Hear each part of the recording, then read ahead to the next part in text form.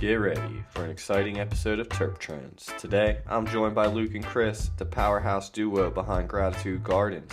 These two have been grinding in Pennsylvania's cannabis program since day one, gaining unmatched experience across multiple companies.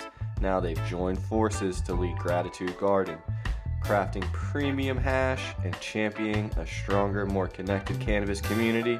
Their journey is inspiring, their passion is contagious, and their vision is game-changing. This is Terp Trends. Let's dive in. Adam, howdy. Thanks for having us, my man. Long time coming. So I'm Luke here, starting with Gratitude Gardens. This is my man Chris, also starting here with Gratitude Gardens. Have been in the industry both for myself personally, almost 7 years in Pennsylvania, and I got 6 now. yeah, so Nice. different aspects we're looking forward to talking to you about. Yeah, man. Yeah, and you guys are more both on the Pittsburgh side of PA, correct? Facts. Yep, grew up, born and raised in Northeast PA. Lived Oh, in wow. Philly for a couple years, but I've been in Pittsburgh about 15 with 2 removed back to Philly. There you go. What about you, Chris? Yeah, I actually grew up in the North Hills. Moved away for a little bit, college, and after college, and then found my way back in 2017. Yeah, nice. So have you guys been following the PA market? I'm sure you know the brands that Luke has been behind or worked for previously. And before we grab into the new venture, I think it'd be cool for him to give us a little back pass on how he got to where he is now, what he was doing before cannabis, before we dig into everything that's current. Yeah, for sure. Prior to cannabis, I was working with Wounded Warrior Project. I did all the physical health and wellness, nutrition, like programming, adaptive movements, really just a holistic health focus. That's what my background in schooling was in disease prevention.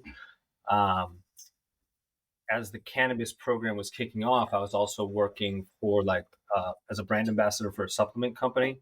So all natural supplements that was local here to Pittsburgh. Um, and that actually is what spun off into the opportunity to get into the sales and with Moxie as right at the onset of it kicking off. Oh wow. Yeah, Moxie was the leader of concentrates when they kind of took over in PA, which was very exciting for any patient that was definitely partaking in that because we didn't really have any of that quality around until Moxie kind of came in and did what that brand does that we're known in other different states for sure, which was cool. Wow, so that's crazy. So you're jumping into cannabis. What was your cannabis use like growing up? Just your standard. That's actually the truck.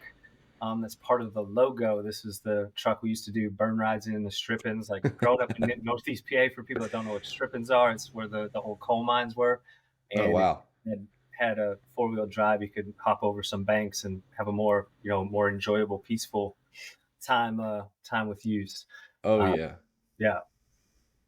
That's sweet. That's sweet. So what made you transition to cannabis? Did you see it in PA and you're kind of enthusiast already, or what kind of sparked that motion? Because some people that weren't involved with it before, making that career change into an unknown field definitely raises some flags. You know what I mean?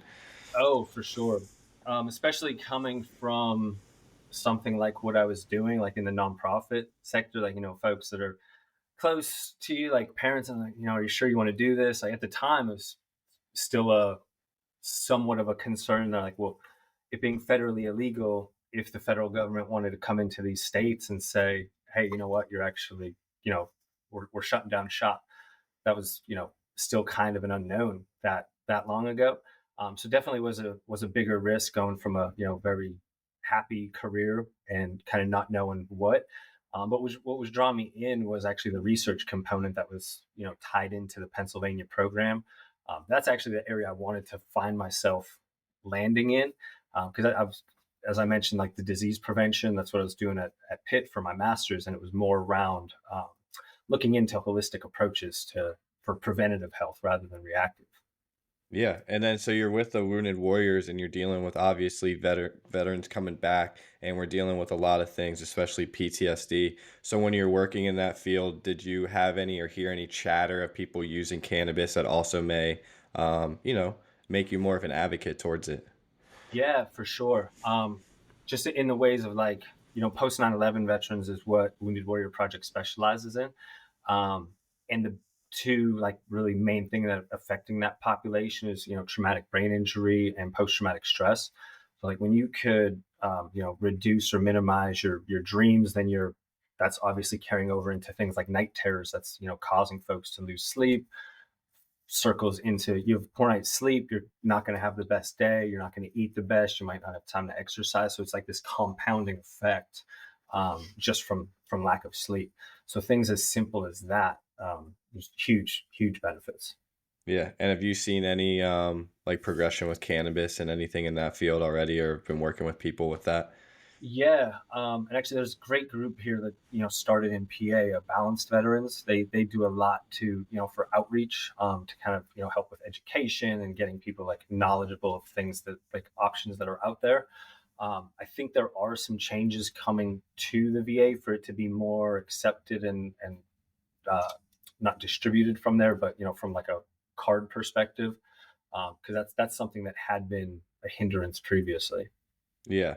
Yeah, I think it's really cool just to see the progression that we came out with when we don't have a lot of studies, but I know just people in that field, veterans as well, that are using cannabis and they're able to kind of cultivate their way of life back to what it was before, which I think is kind of remarkable for what this plant can do. So it's nice that you're kind of jumping in with an understanding from that field, and that's just your other little piece of advocacy that you've been doing in your community, which is outstanding, especially for what you just did for the holidays. So we were able to donate some money, and you were explain where you just were because you know a little more about it than I do, Oh obviously. yeah, yeah. No, that was great. From we had previously like had this planned out for a while of just doing a fundraiser. Is like Gratitude Gardens, like for past year or so, was working on just being a kind of catalyst to raise funds for projects and things, through apparel, through just bringing community together. So we threw this stand up night together. My help from a man Zach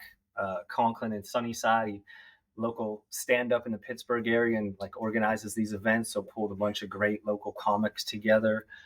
We charged a entry fee for the comedians, but you also got a shirt and a drink with that. And then we were using the profits from that to be able to fund this meal, for the Veterans Place of Washington Boulevard here in Pittsburgh. Great local nonprofit that they take in folks homeless.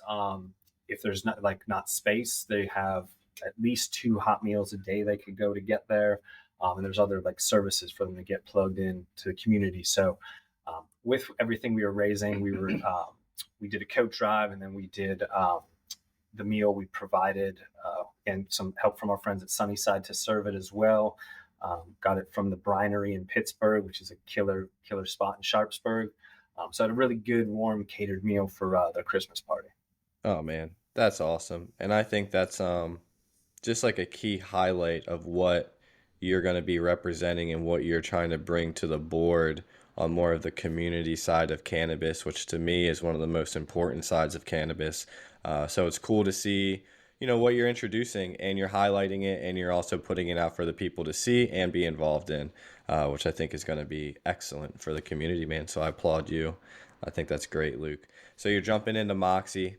You're jumping into the concentrate game. What was that like, your first kind of months there, especially into a new state market? So it's a new job and it's a new market. So that had to have been a little chaotic. Oh, for sure. Because honestly, like I wasn't at the time, like I was not a concentrate consumer. Still, I'm more of a flower. Nice. Like this guy here's got me into rosin over the last, Good job. Good but job. I mean, I still I like my J's. That's my like Yeah. the whole process of everything. Oh, Um, yeah. but at the time, I always needed to be able to stand behind what I'm doing and like really know what I'm doing. Um, which was great with the team from Moxie because they were, accessible. Like Jordan and the guys from California, they wanted us to be successful, so they were there. I still remember sales tips that Kevin had provided me back in 2018. Yeah. Really, it was on understanding the process and because you could memorize something, but I wanted to know, the whole hydrocarbon system and how the closed loop system was working. So I'm in there, like getting to spend time in the lab. Whenever I wasn't visiting dispensaries, I was hanging out in the lab because that was more fun than being behind a computer. And I was learning shit as we went as well. Stuffing tubes, filling carts, like being able to do that gave me such a better perspective of Yeah. what we were selling and like what we were doing to be able to educate patients too. And that was actually at the time when I first met Chris. I believe the first time was the Monroeville Convention Center, where we would go like we were doing pop-ups anywhere and everywhere where we were able to. Yeah. And Chris would come up. He's like, "Hey, I sell cheese. It's like the best cheese. I have all these, all this background, but also let me tell you about your concentrates."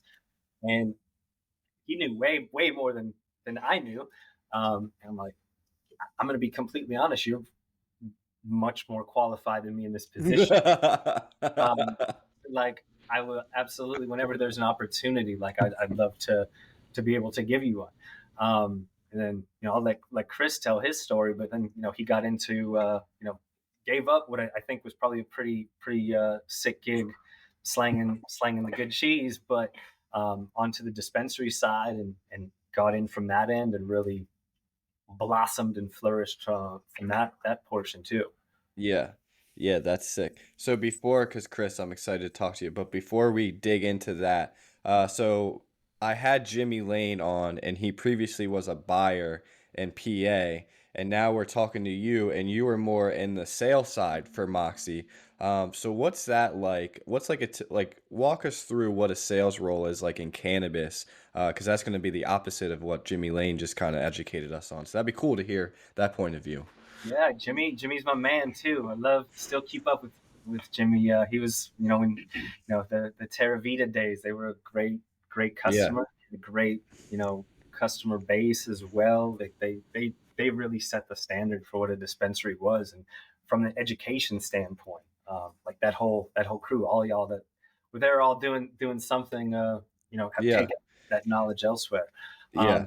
From the sales side, it was kind of dependent. We really were trying to, as Moxie was growing, keep it like exclusive isn't necessarily the right word, but like we were keeping it small batch to maintain the quality and consistency. So at times there would only be enough for certain dispensary groups or Yeah. doing like exclusive opportunities. So Because it was super limited when it first dropped, and we guys were only doing half grams, so we weren't even doing full grams, if I'm corrected. And we won't get into the price because we're going to keep it all positive, but it's cool to see it reflective a little better now. absolutely, yeah. Please don't, because prices were not set by myself. They were startup prices. Uh, yeah, that's what we could focus on. If the price was going to be that, we could focus on the white glove service and make sure everybody knew what was going in there. From And a it always flew off the shelf, so it couldn't have been that big of an issue. That's the yeah, biggest thing I always say is they're still buying it, so it's not that big of an issue, yeah, you know. Well, that's sick, man. So then you meet Chris, you know. So let's pass the mic a little bit and let's give a little introduction to this guy, man. So what were you doing when you kind of met Luke? Yeah, well, yeah, Luke, thank you for the great introduction. So prior to cannabis, I was selling cheese around the country. We had won best cheese in the world in 2015 and best cheese in the U.S. in 2016. Wait, so So real quick, when you say cheese, you actually mean cheese, and we're not talking like yeah, black market flour cheese. You no, know what I mean? All right, so we're talking cheese. Cool, cool. yeah, we were selling Swiss style cheeses, originated baby Swiss, and so all that What? aisle. So I was traveling around the country, and it was a really great experience. But I had torn my oblique, and for anybody who doesn't know, it's the right port. It's your abdomen, and it's the part that connects from your belly button to your back. So I tore that in college, and it's where I was really introduced to how medically beneficial cannabis is. And I was going out to Colorado every year, picking up lotions and other things, and coming back. And then Yeah. after college, left for the wide world of finance, and found out how terrible that is, and went to sales because it was what was very conventionally easier for me, and I'm very outwardly spoken, and it Nice. was a smart move. So sold cheese back in PA for in 2017, and was doing every time Luke had a pop up, I would go, and he must have had 6 or 7 of my resumes after about a month of pop ups. And Nice. yeah, like he said, if there's a position for you, I will call you. So I kept, just nose to the grindstone, and ended up getting in with Saliva Wellness, one of the first dispensaries in the state down at Squirrel Hill, and met such a great just populace of people on both the patient side and the employee side. Um, Saliva Wellness broke off into Delta 9, so it was part of a startup dispensary. You got to help build it from the ground up. Oh, And that wow. was in Lawrenceville, and got to just once again help such a great demographic of people. The variances of patients were so surprising, but yet their open-mindedness was always so reoccurringly common, and it's such a breath of fresh air. Oh, So yeah. from Delta 9, went into the grow scene at FRX, Pharmaceutical RX, Okay. first Nice. soil grow in Pennsylvania. Really loved my time there, but it was about an hour and 10-minute drive each way. Ooh. So did that for about a year and a half, and then went to Maitri, and Maitri is what they are. At the beginning, they were a very, very hard off startup, and had a lot of challenges. So, Good Blend started in Pennsylvania, and I was one of the first 10 people hired there. Got to build that from the ground up as well. Was in charge of propagation there and veg. Went to the inventory side of things because, the ceiling's pretty low on the grow side in terms of promotional opportunities. So, went to the inventory side, and unfortunately, Good Blend went under. Oh, And no. yeah, me and my wife were both working for Good Blend at the time, so it was a pretty big hit. And found my way at True Leave after, and started talking to Luke a lot more. We were in common like conversation, but started really messaging him a lot. And he went to Standard Farms, and I had left True Leave. And 2 days later, he called me and said, "Do you want to work on the sales side in Pennsylvania?" And that is how our course with Standard Farms kind of began, and how we kind of righted the ship on the marketing and sales side. And it's been an amazing ride. And as tough as the days were, there's nothing I would change or regret or give back ever to basically here we are now. Yeah. Yeah, Adam, that's a good point. Like as that turn with Standard Farms, like when I started there wasn't concentrates present, like there's CO2 carts. Yep. Flower was good. Like actually, one of dude I played sports with in high school, was our in cultivation. So it's I grew up near where that area was, and wanted to Oh, see it. word. Yeah, I wanted to see it really successful. I went to middle school 15 minutes down the road. So from past knowledge of not needing a lot of capital investment to get a rosin program up and running. Yeah. Because actually during that time at Moxie, we did release a super small batch of I believe it was Super Lemon OG Bubble, and then we did a Raspberry Punch live rosin. I mean, probably 250 to 500 grams total. Yeah. Our dude Kenton, he was on my sales side as well at that time, but he's who first introduced me to rosin, and it was explaining to me the benefits and why that's the product he chose to use. I'm like, well, could we do that here? And yeah, I could manually do it. So that batch was all manually Oh, patterned, wow. everything like start to finish. Yeah. Also was not a good yielding strain. Raspberry Punch, like it's not something we would ever use to get a decent yield. Yeah. But yeah, that's kind of what actually made me think this is possible at Standard Farms. And the team there really took to it and got passionate about it and saw how good product could be made, and took that and ran with it. We were able to continue to scale that up on the way, and wanted to have the first all-in-one rosin in market. We got beat by. This episode is brought to you by Waddle, the world's fastest and easiest way to review and track your medicinal cannabis products. Waddle offers batch-specific reviews, so you'll know what to stash or what to trash. It's exclusively available for Pennsylvania medical cannabis patients. Waddle helps you take the guesswork out of your cannabis journey and ensures transparency with the verified product tracking. Download Waddle now on iOS or Android, that's WODL, and take control of your cannabis experience today. think one or two ended up getting to us first, but You the mean boat, like a pen, like the all-in-one, yeah, the pen? Yeah, those things were yeah, nice. So who? yeah. Wait, so who beat you in PA? In with the all-in-one, I believe Vital had come out and Okay, maybe I haven't tried those. I've never yeah, tried may that. have been they're good. You know, they got them. I forget what was that last one? What was the last Jabba cart? David Jomo, the Hut. Jomo. Yeah, they got Schwale genetics. Schwale's starting to make his way. We're starting to see some really good breeders in Pennsylvania as people Yeah, become more and more hip to genetics being such a proponent to it. So, yeah. it's little by little, step by step. We'll Yeah. get there. Yep. Yeah. Vital, huh? I don't even know if I have that on my. I don't know. I guess I gotta look. I guess I gotta put that in the brands I just looked for. But okay, Yeah. sorry. Keep going. Now I'm excited. No I worries. Yeah. gotta write No, that down. that was kind of that standard farm story, and like working that, and Chris being able to we started really small batches when we first rolled them out, and then Chris coming on board with his knowledge base and like how to market that, sell that too, and then Cody who's on board there too, again another hash head Oh being yeah. Shout able out Cody. yeah, being able 100%. to really speak to that, really was able to elevate that, which was really cool to see. Oh yeah, I mean, I definitely enjoy the standard farms, and I've even said it in past episodes when I first started in Pennsylvania. Like we didn't have really good concentrates, and me always being a solventless, more of a hash or like a full melt kind of guy. It was really nice to come back into the market when I did recently in the past year, and like I saw Standard Farms had rosin, and I was just like, wait a second. And I hit up my dude Chris L, and I'd be like, yo, so I'm back in PA, and I'm back in the market, and then I'm seeing this, and he was like, oh yeah, dude, it's kind of nuts. And that's when I started diving into it and being like, all right, well, how did this happen? Because it's finally here, and we have a really nice quality hash in Pennsylvania, which I think all the patients deserve. Um, so thank you. I'm sure a lot of people will listen and also applaud and thank you because it's killing it.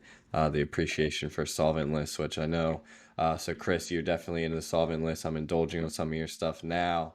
How did you get into that? Because that's way different than just growing.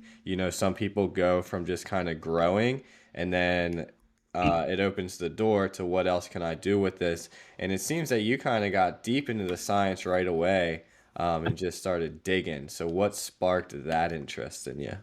Yeah. I think it started with trying to press.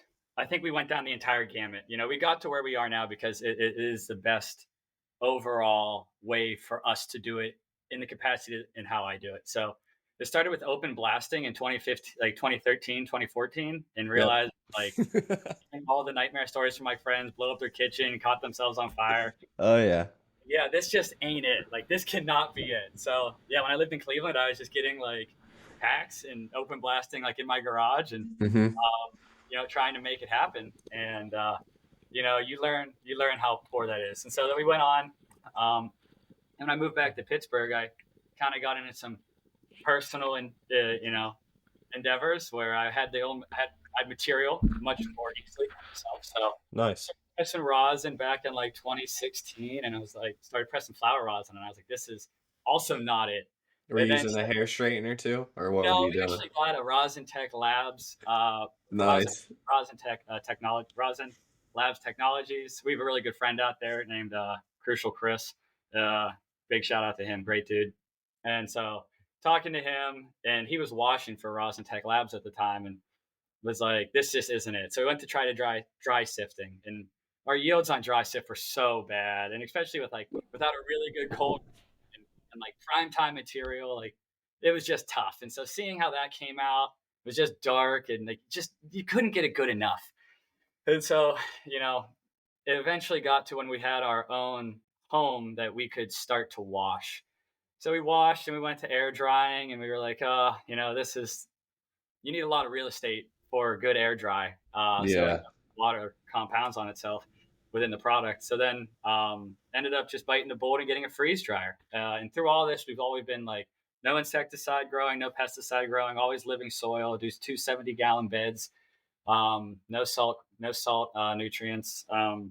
Try to keep it as I'm a patient. Luke's a patient. We want a product that's compensable for patients. So eventually he's got into washing, and through help of a lot of people, Kenton, like one of them, Chris, another one, just started to get more and more dialed in. Got the freeze dryer, got a better press, and step by step, you build a kingdom. And with really good people, you get really good feedback, both on the good and bad side, and you learn a lot. I mean, I hate to say that you're never not learning. I think some of the best people will tell you that they're always learning, and you never can get comfortable in the position you're at, because that's whenever mistakes happen. And I as much as every other grower, washer, presser, we've all made mistakes. Oh yeah, We've yeah, all taken L's on stuff, and I think as heartbreaking as they are, it's what make you so much better. I mean, I'd be lying if I didn't almost quit growing like 3 different times, because things just break your heart. yeah. So They that's just turn. that's kind of how we got to where we are now. And I still consume a good bit of flour, but propensity is concentrate. And my wife is very supportive, and she's been a major concentrate fan since we met. We met in a head shop. Nice. Teased with, I got some really good shatter back in like 2016, and she's hands on, super involved, and very helpful, and my biggest supporter. That I can't. You're only as good as the people around you. Oh yeah. No, that's awesome. And I always say like if you're not learning, you're definitely not looking hard enough. And you're not open because each time you wash, each time you grow, each time you germinate, like there's so many things that you can learn and there's new little details that you can pay attention to where even if it's not a mistake, you're still learning something. You know what I 100%. mean? And with cannabis, I mean, I don't think we even touched the tip of what this plant has in store for us, which is wild to me, which is fantastic, you That's know. an iceberg. That's an understatement. Yeah, yeah, it is for sure. Dang, so you're washing, and that's cool. So now we're digging into you guys are at Standard Farms, you're together, and obviously with cannabis, everything's always changing, especially in the legal market. And now you're onto a new venture, something that you've, I feel like, been working on, and it's the idea that's been forming for years, especially in Luke's mind. So let's give us a little introduction into that, yeah? Yeah, man. Even, back, I have a notebook back from Pure Pen days of 2018, 19 of like things I would do or not do in a brand, products I would do or not do, like ratios of, different CBN and CBG ratios. So I've always had this plan and thought that I wanted to have my own brand that was, a for good concept that was like giving back through nonprofits, through the community, because I think that's a huge opportunity to support the people that are supporting you. Never knew exactly how that would look, but previously with I've always been really into branding, Yeah. and it, previously it was the dream was a supplement. I saw so much more benefit to individuals' health from this plant, and being able to be like, all right, how can we make this most beneficial, reach the most amount of people? Um, so in like it's probably October of like 2023 or so that I like the gratitude gardens came to me really through, I think it was like subconsciously, two songs I love. This dude Brandon Lake. One song's Gratitudes, one's Graves in the Gardens. Two of my favorite songs. Got through some like times with them. Uh, just like that spawned in my head to be able to give back and do stuff. And it was going to be with rebuilding, revitalizing playgrounds, and also building and developing community gardens.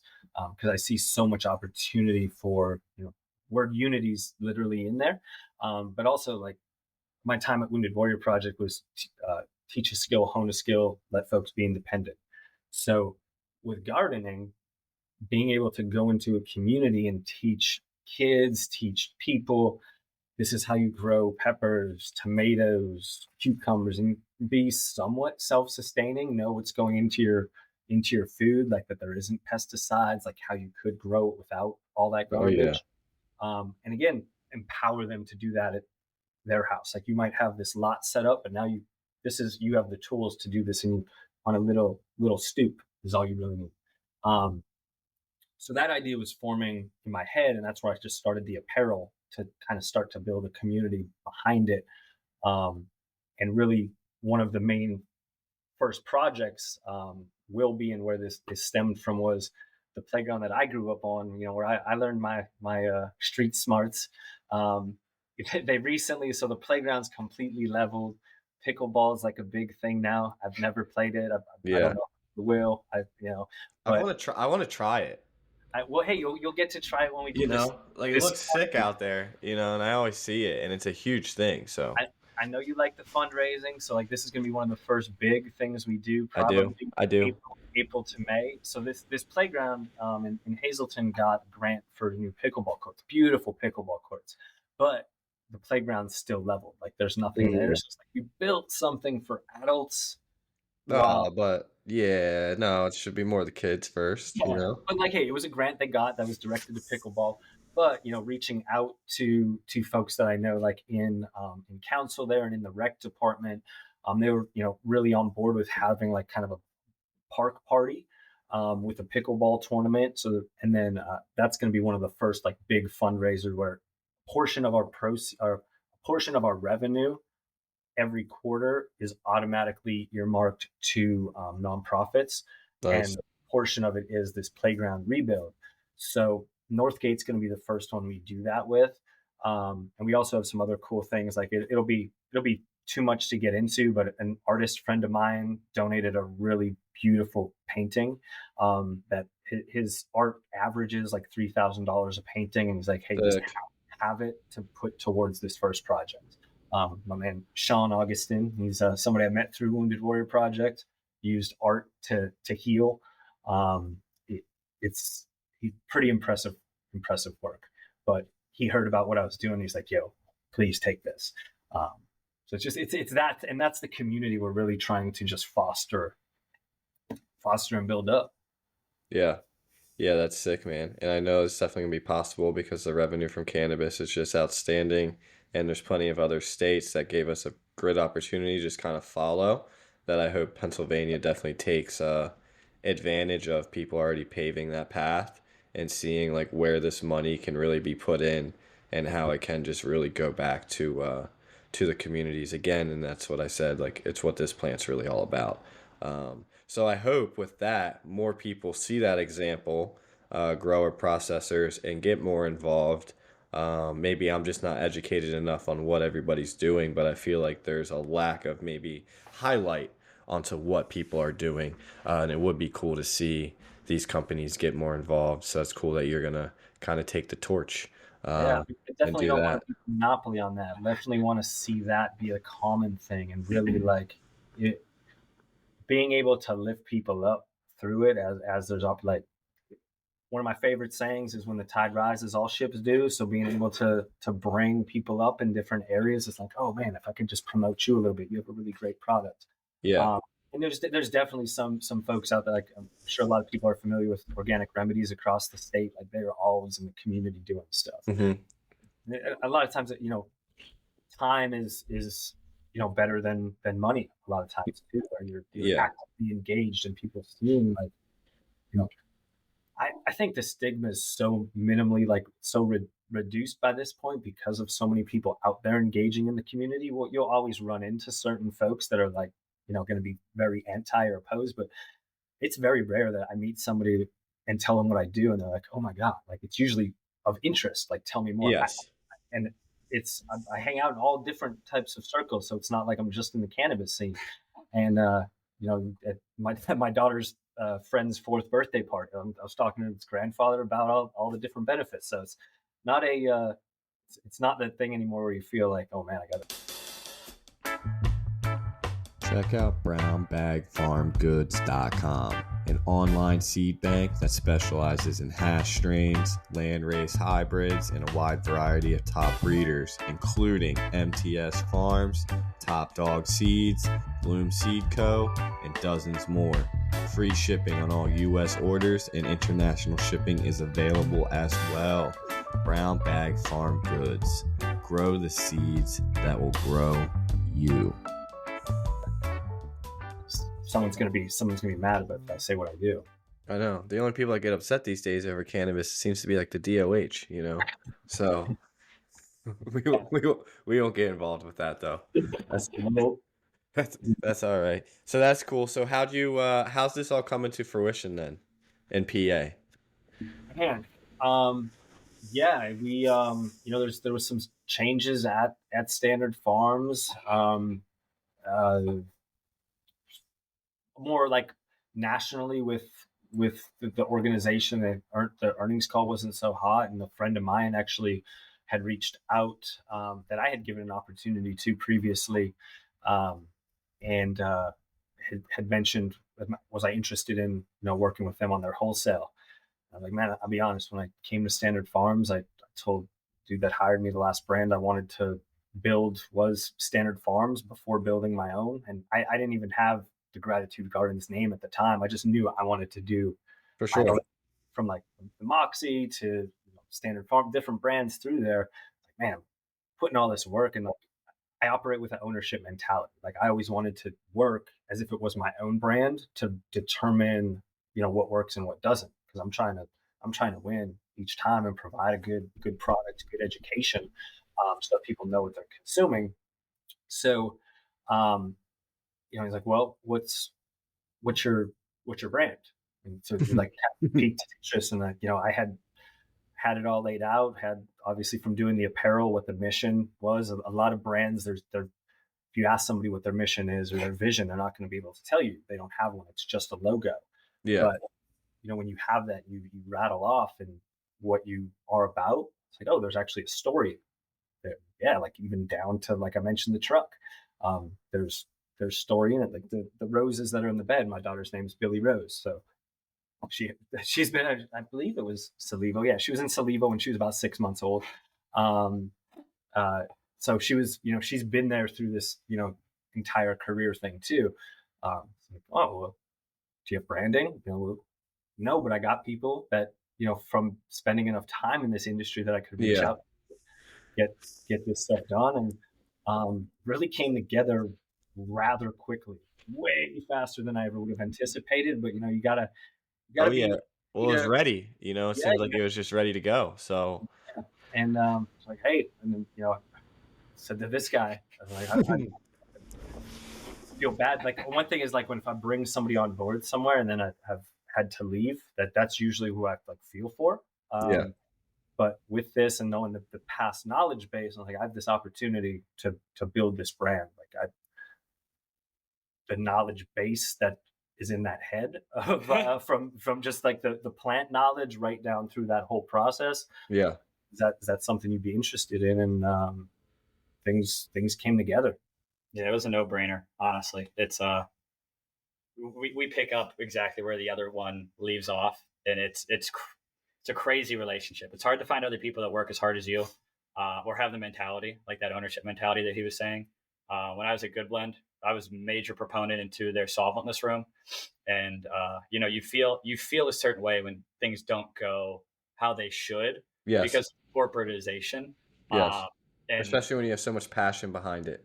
yeah. So, I mean, they were doing certain things like mixing second press with first press and not informing people. They were putting out bubble hash that wasn't really dabbable at a dabbable cost. So, like, you interject and say, like, hey, I think we should do these things. And they come back with, like, oh, we're only going to put out in a half gram still. So, to, Hmm. to, to know that we have the flexibility and the framework to do what we feel is powerful in this market, it's the most amount of like positive feedback that we could provide to ourselves. Yeah. Yeah, and I think it's really cool because in the legal cannabis realm, you don't necessarily have always the opportunity to work under your passion 100%. Yeah. I know it kind of, the retail side of it took it out of me. And I'm sure there's other sides that take it out of other people too once big corporate kind of gets involved, unfortunately, but then fortunately they can get involved, and then there are some minor, like, smaller brands that can blossom under that, which seems to be what you guys are going to do. So who are you teaming up with then? Yeah, that was the other cool part of the story. There's honestly, there's a few people that I've said that I want to work with in this space. Like, after you've been in long enough, like Hmm. who kind of fits your values, morals. One of them was a gentleman that I'd come to Tilt to work with. Um, then my man that called me, Mike Bogniak, he had started up with Holistic back 2018, had done kind of a little bit of everything there as well. Grown through the industry. So definitely someone that is also operating that ownership mentality, hard worker, smart, cares about the plant, patience. So that was for me. He had taken a role with Whole Plants, and as a chief revenue officer. And so when he reached out, man, of course I'd love to work with you again. And got started on hammering something out that would look good for both of us, and be able to get started. And Chris and I putting in the capital investment up front to build out cold room and get everything started, doing marketing, branding, all of that ourselves with some help of some close friends in the space. That because when people see things like this happening, Oh yeah. want to reach out and help. Like, hey, Oh how can yeah. I? Like, do you need this? Do you need that? And so it's been super special. That's sick, dude. Yeah. Yeah. I mean, I know once I heard it, I was one of those. I was like, what can Yep. I do, dude? Tell me. And I'm Yep. there because this is, it's just really cool to see, really cool to hear, really cool to be able to put out. And I'm excited again for PA. Especially, I think that happened at the event and seeing just all these new faces and then just hearing people, just seeing the vibes, hearing people just talk and everything was just peaceful. It was all around cannabis. The comedy definitely helped for the laughter. But it was nice to just see everybody safe and that community space with cannabis.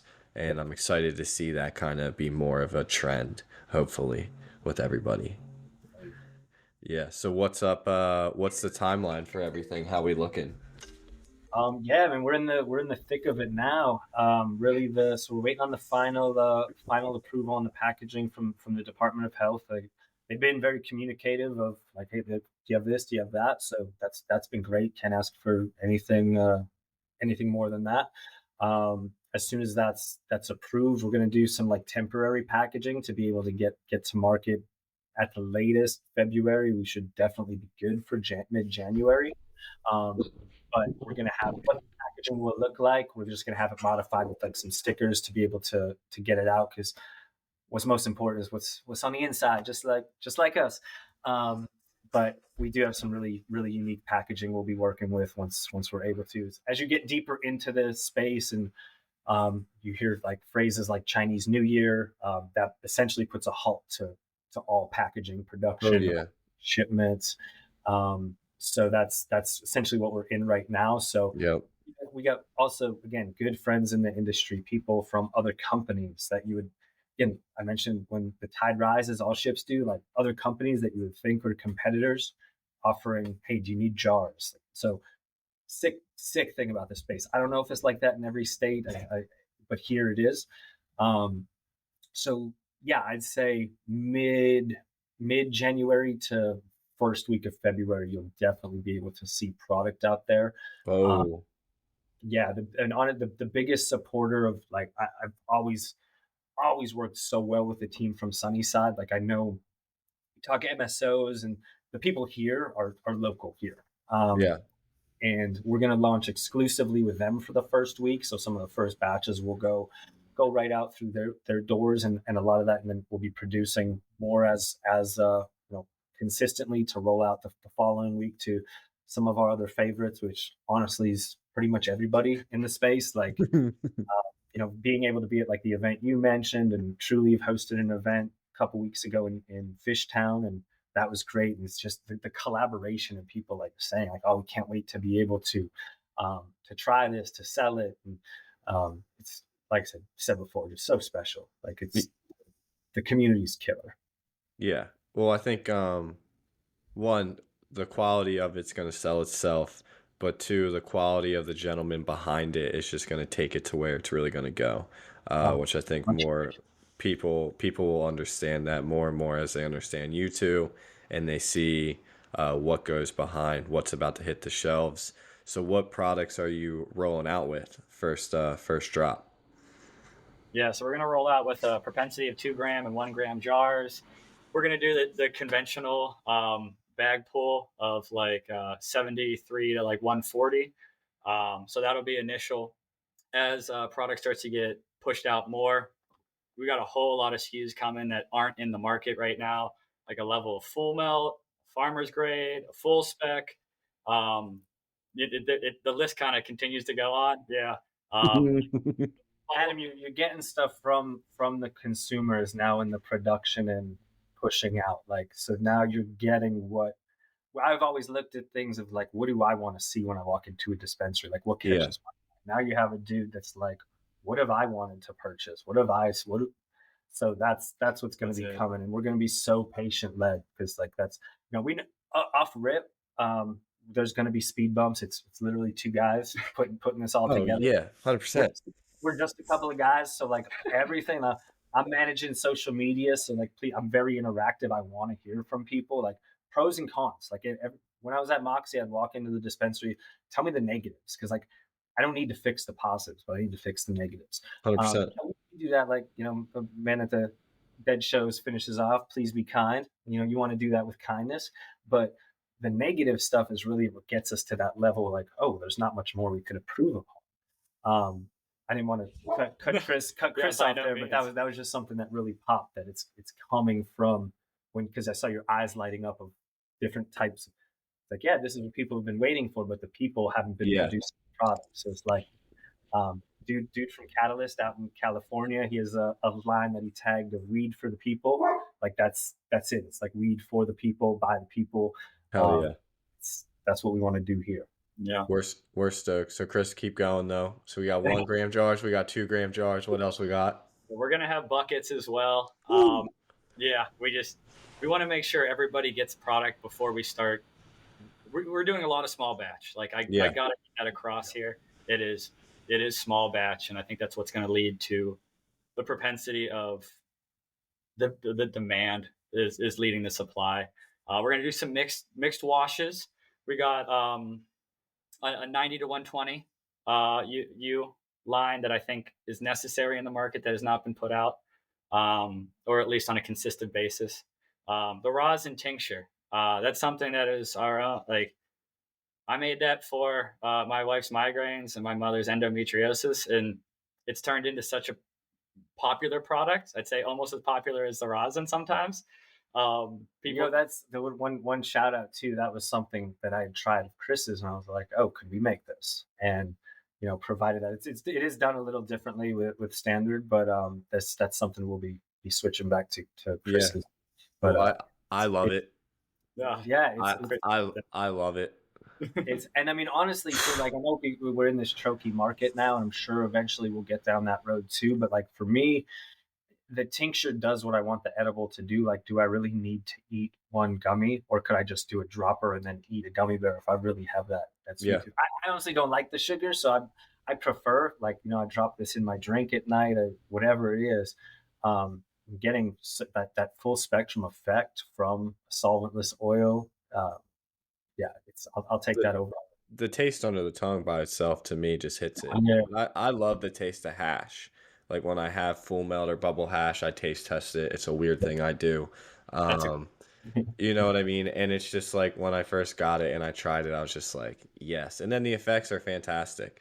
So that's one. I'm stoked if you're rolling out with that. As much as I am with the full melt hash, that tincture for people just on the community basis is going to be fantastic. Yeah, we're hoping to come out with the full melt around like July. Yeah. Honestly, we just want to put an expose out of all these products and then dive hardcore into the refined product. You'll see the 90 to 120 before you'll see the full melt. So to anybody listening, if you're paying attention to timestamps, look for there'll be a consecutive line here. So it takes a little bit, And then, some like 710 stuff. Like we like getting into the fun things, like we did the baller jars with Moxie, like the 8th jars and like that stuff. We're going to be that fun brand. Yeah. Cool jar. Yeah. We're just bringing a little bit more of the culture that is so often not seen from the black market in our white market for people who are just new patients. They don't, they may not have been hip or have gotten to see some of the really cool things that are out there. some of the 2 gram jars that are on the market, on the black market side, are some of the coolest thing ever. Their marketing campaigns are fantastic, and you just see these fall short in the white market more times than not. So, yeah, between the two of us, it is. I feel very confident, very blessed. Yeah. Yeah, I think we're all very excited. I think we're all very excited. So we got the timeline, we got the inner details. What else you guys got going on? Obviously, it's the holidays. How are your holidays? Beautiful, man. For when you got the kid, it's such a so good, so good. She's on stage singing. She's just all the good stuff. Just like Chris said, blessed to be able to do what we do and be in this position this time of year. It's you're still working because like if you're an entrepreneur, you don't. It's not like you work to people are like, oh, you don't have to work. No, Yeah, you work way harder, but it's something you love, so it's not. I it's don't not as know. bad. Yeah, I don't know if it was like Thanksgiving or something. I was putting stuff together, or no, I don't know. No, it was closer to Christmas. Yeah. And Chris's dad was like, "Is he always like this?" In a positive way, of working. But it's for me that's like fun. Like rather if I'm sitting there and like Netflix or something, I'm gonna be in an iPad and making some materials or doing something because it's Yeah. like passing that on. Yeah, man. Yeah. What about you, Chris? Yeah, was very lucky. This was our first Christmas that me and my wife have been together as a married couple, so that was really cool. Um, but yeah, can't say enough good things. Extremely lucky. Luckily, all everyone's happy and healthy. Holidays were killer. Literally not a bad thing to be said. Oh How about yeah. yourself? Oh, it's good, man. Luckily, not a lot of traveling. A good indulgent in hash. Made some snickerdoodles. Indulged in those a little too much. No, And yeah, yeah, no complaints. No complaints here. Everyone's healthy. Everyone's happy. You know. beautiful. Yeah, man. Yeah. So we'd like to end it. This was a great episode. Thank you, gentlemen. I'm sure I'm gonna have both of you on again at some point for a little update on what's going on. And yeah, happy holidays to everybody. Hope everyone enjoys it. Definitely. Much See love, you, brother. everybody. Peace.